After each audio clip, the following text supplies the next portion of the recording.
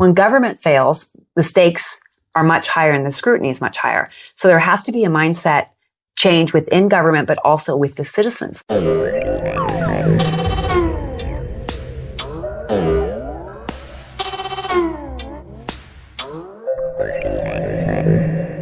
Hello and welcome to the Exponential View podcast. I'm Azeem Azhar, the creator of Exponential View and your host today. In today's podcast, I'm in conversation with Lisa Witter, the founder and chair of Apolitical, a platform that enables governments and public servants to be more agile and innovative. Lisa and I talk about the declining levels of trust in government and how better storytelling and knowledge sharing could work to create a more positive experience of it. This conversation is in collaboration with the World Economic Forum, and I'd like to take a moment to tell you more about their work. With me in Dubai is Jim Landale. It's great to see you. Why don't you tell me and the EV audience more about the World Economic Forum podcast and what you have in store for them? The Glimpse into the Future podcasts are a series of conversations with experts from the World Economic Forum's Global Future Councils that have gathered in Dubai for the world's largest high-level brainstorming session. Well, thanks, Jim. Make sure you check out the WEF podcast for more thought-provoking conversations. Yes, so this is a special podcast from the heat of Dubai. I do hope you enjoy it. For the next few weeks, the Exponential View podcast is sponsored by Spotify. Like many of you, I've been using it as my music platform of choice. So it's exciting that Spotify is also getting into the spoken word through its new podcast service. Just open the app and search for your favorite podcast, Exponential View. Lisa, it's great to have you here. Great to be with you. Tell me a little bit about your background. Your bio says you're an award-winning executive, serial entrepreneur, writer, and coach to CEOs and Nobel Peace Prize winners. But what is Lisa Witter really about? Well, Lisa Witter really boils down to sort of two main concepts. I was a competitive athlete growing up. I was born in 1973, the year that we had Title IX come in. So this was a year that allowed girls and boys to compete at the same level. The Boston Marathon runner, was a couple of years before that? Yeah, the woman it was who a just couple of ran years it before. And finished it. Yeah. And there was the Battle of the Sexes movie that just came out about the story of Billie Jean King. And so I grew up playing sports and not knowing that boys and girls were supposed to be different. And I loved competing. I played volleyball, basketball, softball, soccer. My nickname was Animal. I wanted to win at everything. And the other thing that really sort of shaped me as a kid was I went to church every Sunday with my grandma. She lived in public housing. There was a bus that went around. She was Catholic. The bus was Protestant. So I grew up going to church. And I'm not religious now, but I really learned the value of being part of something bigger than yourself in service. So if you combine winning and wanting to help people, it was really clear very early on, kind of like Reese Witherspoon in this movie Election, although not that intense. I was going to go into politics. So my early days were all about politics, working on campaigns, trying to elect great people. I pretty quickly figured out, especially when I went into government, because I had a candidate win, that it wasn't the best ideas and the best people that won. It was the best sold ideas and people. So I really wanted to understand how to do that. Like, if you're going to make the world a better place, if you're going to change policies, healthcare, stop gun violence, all of these things, how do you package and sell people and policies? So that put me on a journey for the next 15 years or so, really understanding that, ran a big company doing that, and wrote a book that had insights from behavioral science, and then went deep on behavioral science. But I realized at the time that what I was doing was not scaling, and I wanted to work at policy at scale, and I wanted to take the hardest, knottiest problem, and that was, how do I support people in government to implement and find the best policies in this really changing world? So that's about me.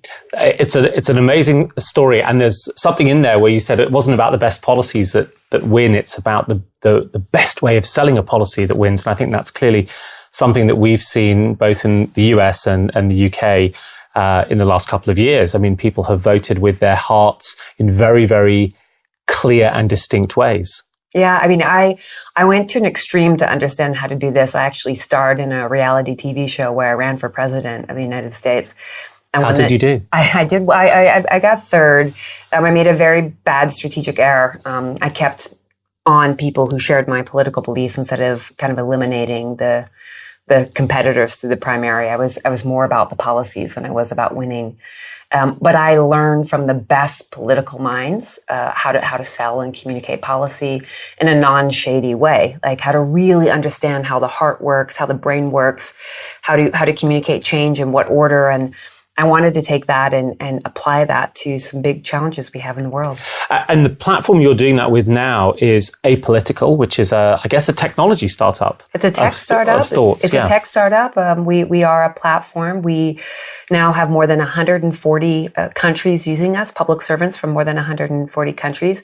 We thought when we started working on this in 2014, my co-founder is a woman named Robin Scott, that it was crazy that it was easier to find a lump in a bed at a hotel through TripAdvisor than you could if you were running a country if there's a lump in a policy. So all this consumer technology came to platforms to find what book to buy with Goodreads, or what trip to go on, or how to find childcare with care.com, or what stock trades to make. But for the largest workforce in the world, where the average OECD government spends 40% of its GDP, you know the number one way they were finding policies? Googling. Googling, right. How do I deal with the sharing economy? Now that's what they had, but we thought it was nuts that there wasn't a way for there to be a peer-to-peer sharing on finding the best policies in the world. So Apolitical is in a sense, a TripAdvisor where the hotels and restaurants are policies that have been somehow written up by the people who've had experience in them. Yeah, basically what we are, we're a platform where you can come and find what are the best policies in a particular area. But the big insight when we were doing user testing coming into it was that as much as possible, people in government like to be connected to the person behind the policy. Like, okay, if you were mayor of a city and you did a great bike sharing program and I'm working in another city, I'd want to reach out and say, oh, you guys did that. How did that work out? This is pretty disruptive if you think about it. I mean, right now you either Google or you phone a consultant, which is fine, but you don't get sort of that insider, how did it really work in the context? So we also connect people to people as much as people to policy. And the move that's been really interesting, I think there's two things that's worth really talking about. One is when we were putting this together, I realized there was no positive narrative about government around the world. It was all what doesn't work. And if you continue to talk about what doesn't work, people turn their backs on government and make political decisions that reinforce the fact that government doesn't work. So we started off and continue to talk about what is working in government. Not saying everything's perfect and rosy, but we can't solve problems if we don't know what the solutions are. So we really focus on what's working. And the other is governments came to us and said, there are all these new problems. We're here at the Global Future Council. The core of it is this fourth industrial revolution. It's this fusion of technology and people and biology and all of these things. Governments are saying, I don't know how to regulate this. I don't know what to do about this. I have no safe place to go learn about it. And we need new partners to work with to either solve old problems in new ways or new problems. And so they've asked us to build a marketplace of companies that can really be partners with governments to solve these new problems, everything from AI to Bitcoin to Internet of Things. So that first issue you raised, which was that somehow there was not a lot of success stories that were being celebrated about what government was doing, is such an interesting observation. I mean, I was in Berlin earlier this week, and in a conversation that came up, even there was a jokey aside about not wanting to leave it to government to handle because it wouldn't go right. Now, I expect to hear those sorts of things in the US, where there's a long-standing distrust of government at many different levels. But the thing that I found so odd is that government has, throughout the world, provided so many of the critical social goods that we need in order to succeed. In order for an entrepreneur to get to work, they travel on a road that is maintained by taxpayers' money. In order to get their electricity reliably, they're almost certainly in a regulated market with an electrical company who's has to operate within the bounds of the law that is also an institution maintained by government.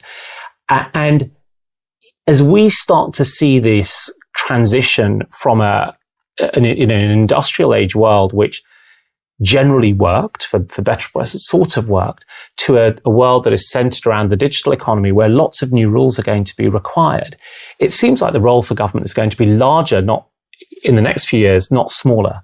Is that a reasonable assessment? And do you have any idea why we talk about the negative aspects of government so frequently? Well, why we talk about the negative aspects is there's no one telling the positive ones. I mean, if you think about it, mainstream media is the place where people go get their information about government. And mainstream media's job is not to talk about what's working. Mainstream media's job, and this is good journalism, is to talk about what's not working. So there's not a platform to do it. And when we survey people in government to say, what's the one skill that you wish you had that you didn't? They say communications. They know that they're not good at talking about it.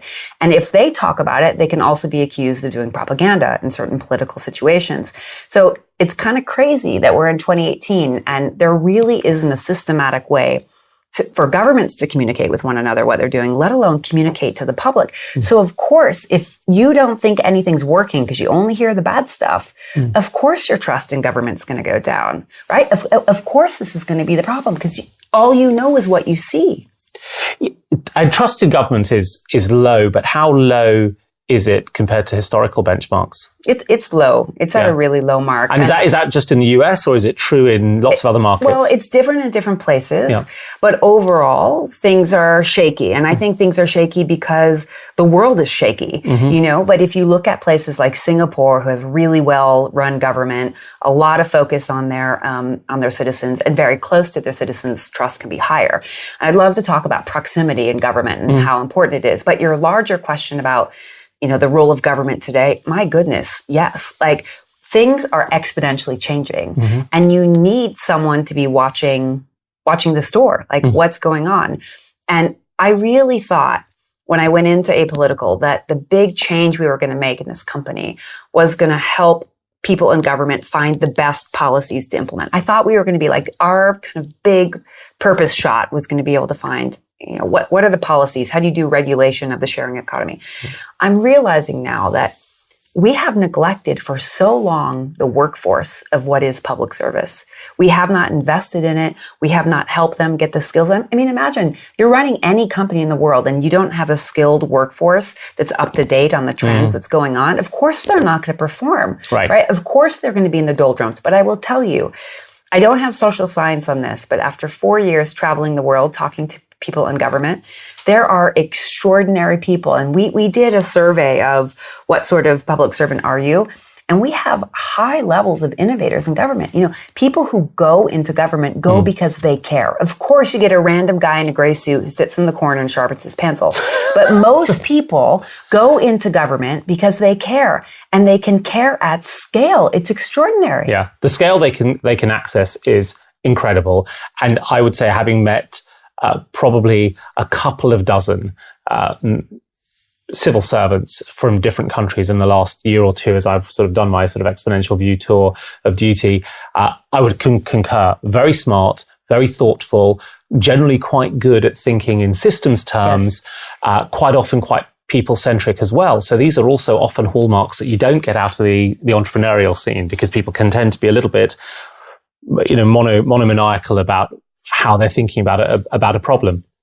But I think there's an interesting challenge here that we start to see, really in the light of the populist successes that have swept so many countries, because there's always this tension about whether you should be, and this is a phrase that David Runciman, the Cambridge historian, uses, responsible for the people or responsive to them.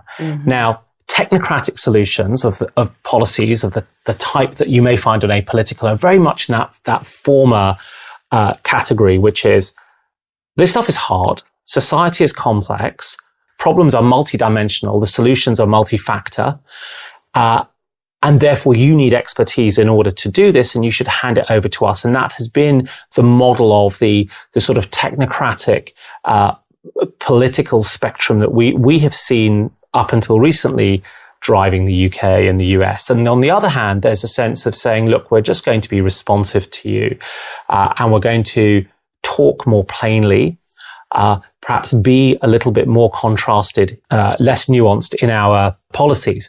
So how do you manage that balance? I mean, does something like apolitical run the risk of driving too much technocracy at the cost of the sort of responsivity? Well, just to step back a minute, my observation about when governments are effective or not is when they answer the first order question. What are the values that drive our policymaking? I know that sounds so simple, but if you don't have clear values, then the technocrats will go wild, right? Because that's what they're going to do. They're just going to do law after law after law. Yeah. But if you have a screen of what's important to us, so if you say in Sweden, safety is really important to Sweden. If you say in Germany, stability, we'll see what happens now with the chancellor, stability is really important.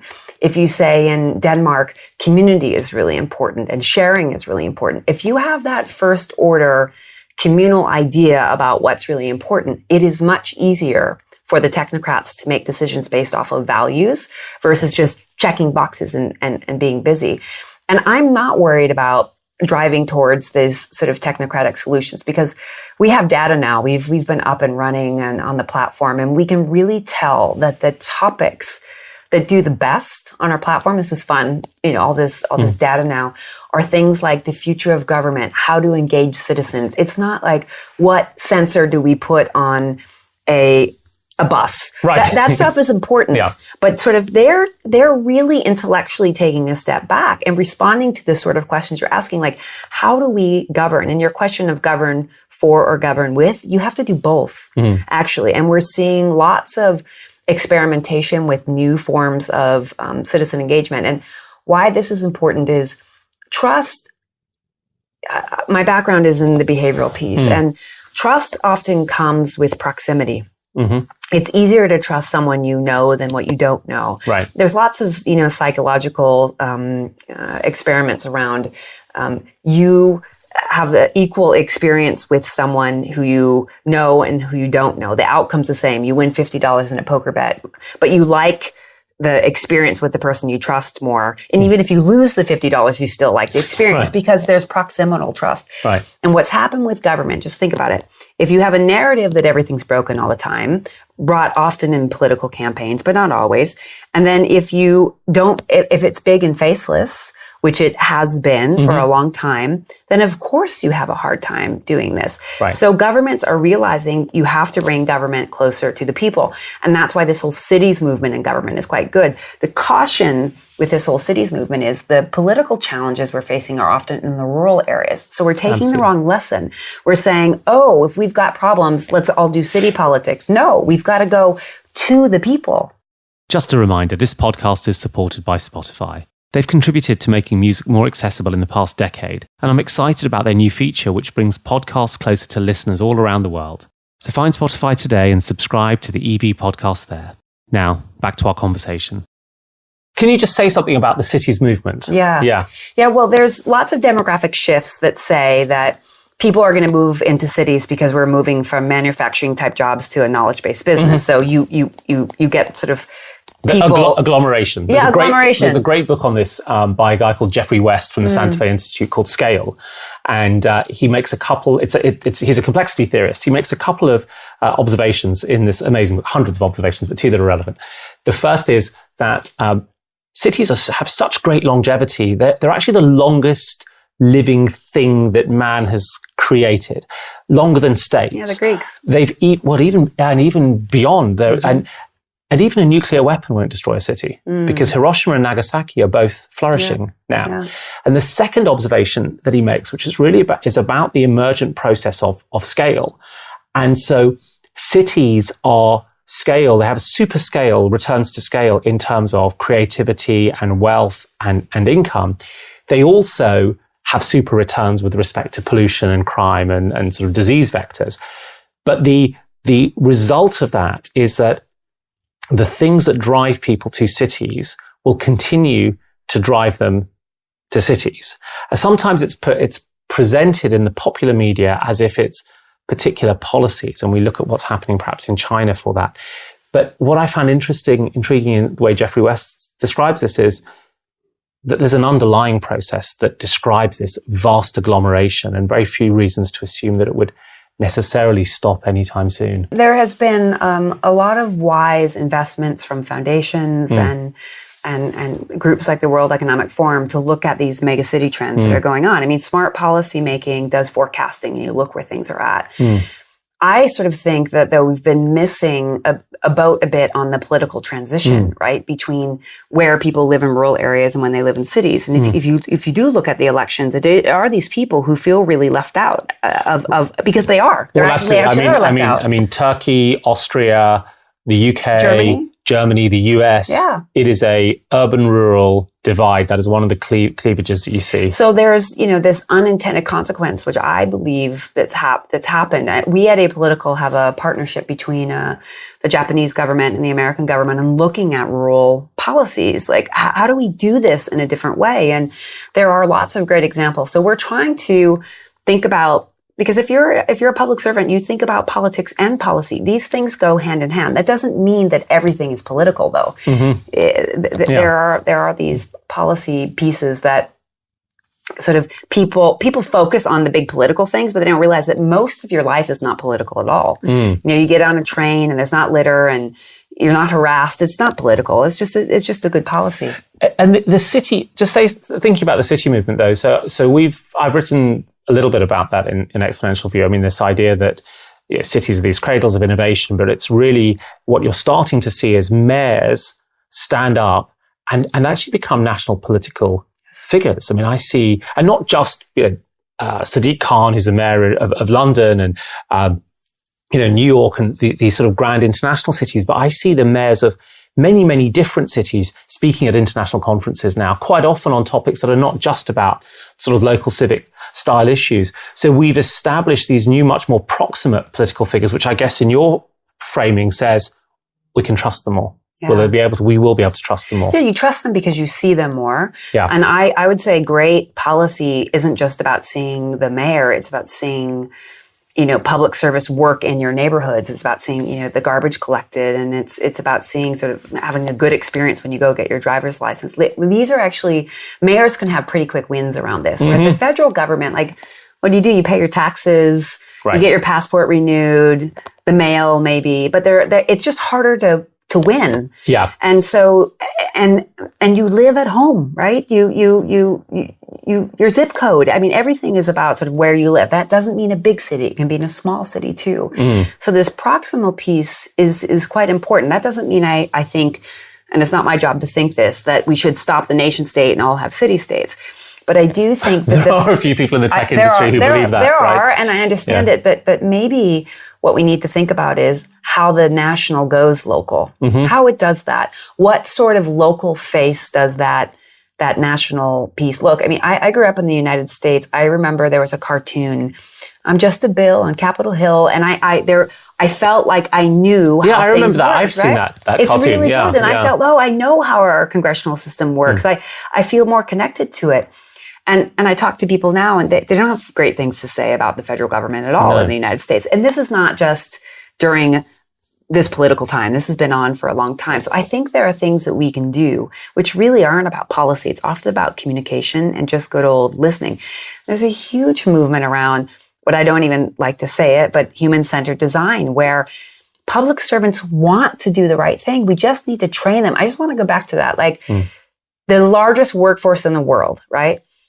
30 to 45% of GDP for the average country. If these people aren't having these conversations exactly like we are, and then figuring out how to implement them, and they should be hard, we cannot move together. They will not know how to regulate it. We really need to focus on the workforce.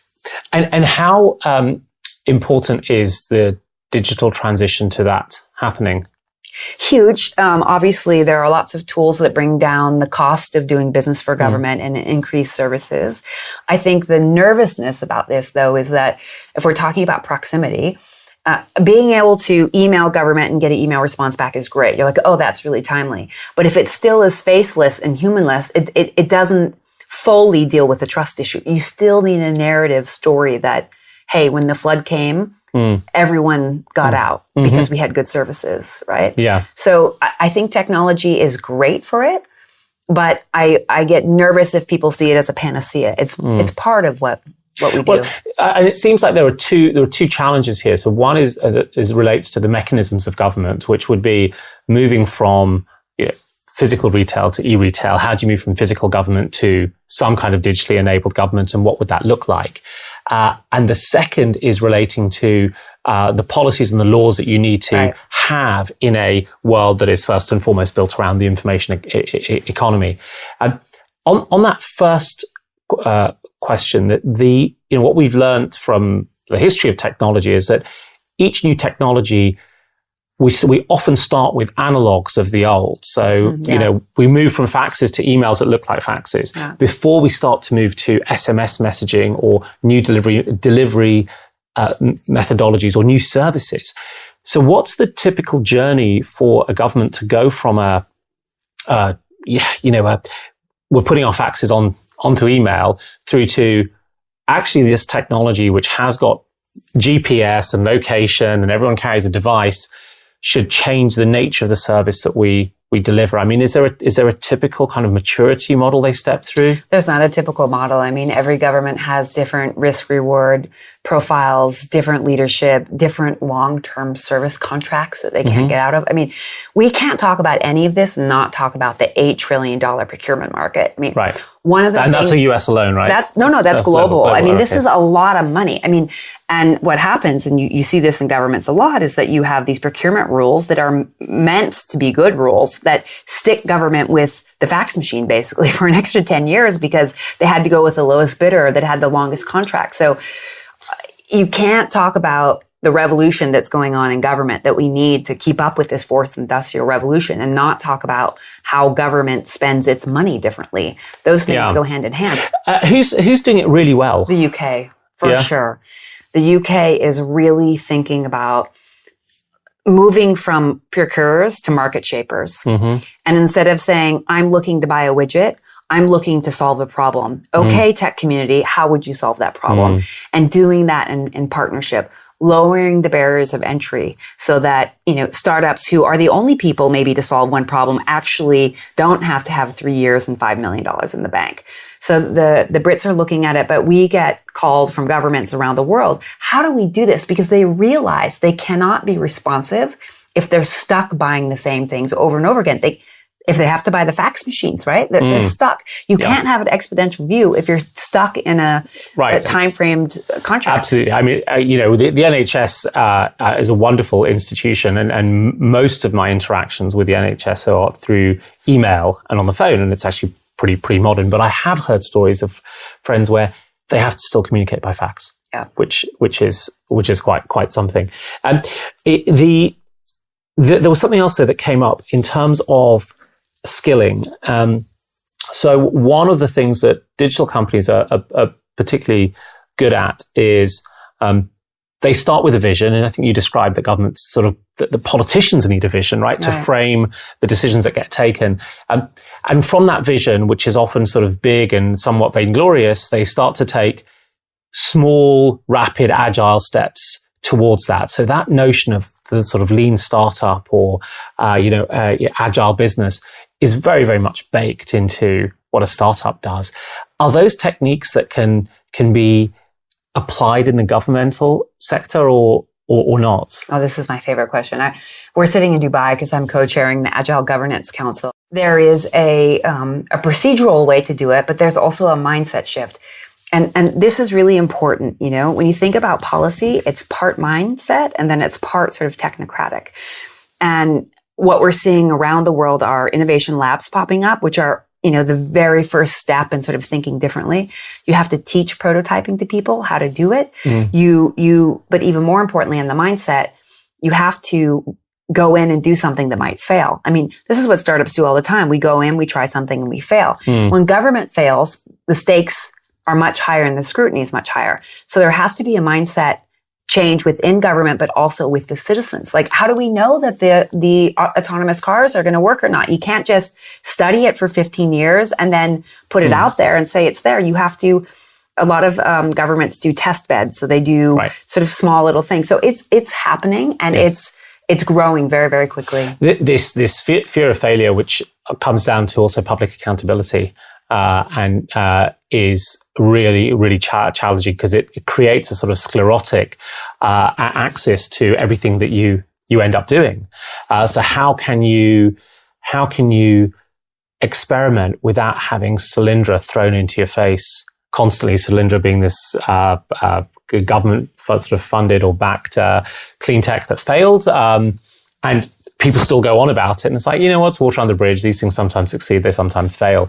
I mean, two things. Number one, if we heard about what works, I'm not saying that everyone should read every day what works, but if we were able to have this narrative out there more about what works, and I'll tell you, when we write stories about successful policies, they're massively popular. I think for two reasons. I think people like to hear good things. And I think particularly now in this era of negativity in many of our countries, we're just looking for something. I mean, you sit on the tube in London and you almost want to puke at what you see in these tabloids. Like, you don't feel good. And so we did a story on a program with 3 interventions, low cost, that reduced rape by 50% in a community. I mean, come on, doesn't that make you feel great? So if you can change the narrative around that, then that really helps. The other thing is you have to work with industry and communities and say, you have a problem you want to solve. In order for us to solve this problem, we're going to have to test some things. We're going to test it together. We're going to co-create this together. We're going to look at what else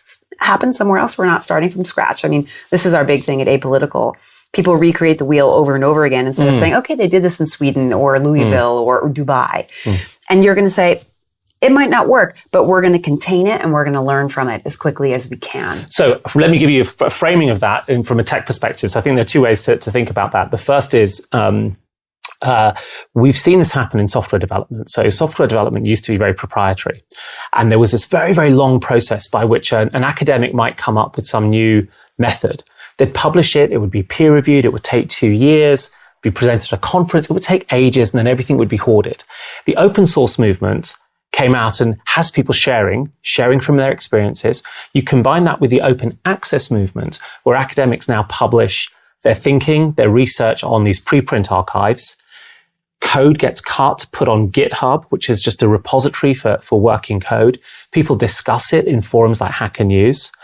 And that whole loop that used to take maybe 3 or 4 years, and then is defended by patent and lawyers, now happens in the open in a matter of weeks. And it's one reason why within the AI domain, we've started to see things go from lab to live much, much faster than we had in previous cycles. And it sounds to me the similar process as what you're sort of building. You described Apolitical for policy exactly the same way. Imagine we don't have this in 2018 for government. People who make the biggest decisions about our lives and want better access to information. They don't want to put out a policy that hurts people. Of course they don't, right? And what's been going on for a long time is you have these large random control trials, which take millions of dollars over 7 years, and you rarely can replicate them. That whole shift is happening, We're moving much more to this agile way in government, and people are open to it. And it's super exciting. It is. It's very exciting. I've got one last question for you, which is, just give us a flavor of your favorite policy, the favorite policy that you've seen on Apolitical that's been shared, that's a case study. I think I won't talk about a policy, but because I want to go back to this focus on workforce. Yeah. We had a very high-ranking person, I believe it was a minister, write us and say, Apolitical is like Prozac for our daily jobs. And while it sounds funny, and it is, we have people making big decisions about our lives that don't feel good about what they're doing. And imagine it's not that hard to change how they feel. And if we change how they feel, their performance goes up. And I'm excited to help equip every public servant in the world with the tools and the mindset and celebrating them when it does work so that we can have better outcomes for everybody. Well, it's a fantastic mission. Lisa, I've enjoyed chatting with you. Thanks for making the time. Thank you. Azeem here. If you want to find out more about Lisa's firm, Apolitical, and the work it does, you can find it at apolitical.co. That is apolitical.co. I'll be back next week with another conversation. And remember, it really helps us reach new audiences and continue to improve the quality of debate around technology. So please take a moment to share and recommend the podcast. And finally, the best way to stay in touch is to sign up to my weekly wonder missive, Exponential View, which you can find at www.exponentialview.co. That is www.exponentialview.co. technocratic.co.